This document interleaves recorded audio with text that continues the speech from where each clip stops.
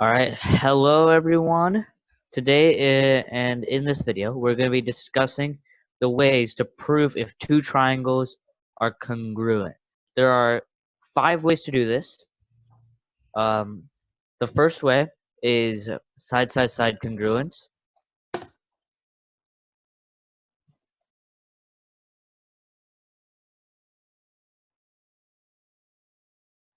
All right, so it is so as you can see that AC is congruent to DE, and BC is congruent to DF, and AB is congruent to EF. These two triangles are congruent because all 3 of their sides are congruent to each other. The next way to prove a congruent is AAS, or angle side. So Yep. triangle ABC is congruent to triangle FGE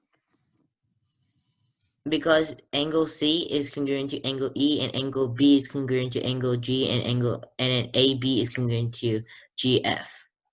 Yep, perfect. To understand these theorems better, you gotta understand what congruent means.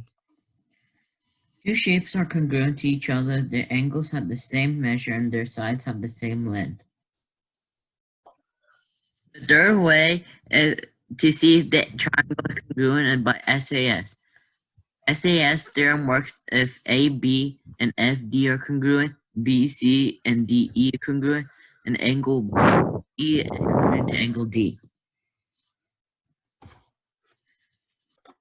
The fourth way to prove congruence is ASA.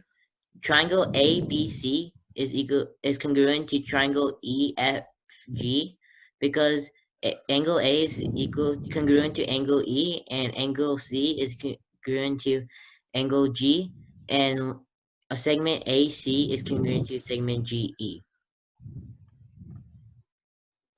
Alright, the fifth and final way of proving if two triangles are congruent is HL theorem, or hypotenuse-like theorem. This theorem only works in right triangles.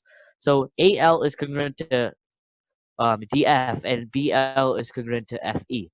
And angle B is congruent to angle E, which is equal to 90. So this is a right triangle. This theorem works because you can always use the Pythagorean theorem to find the unknown side, and then it just becomes SAS congruence.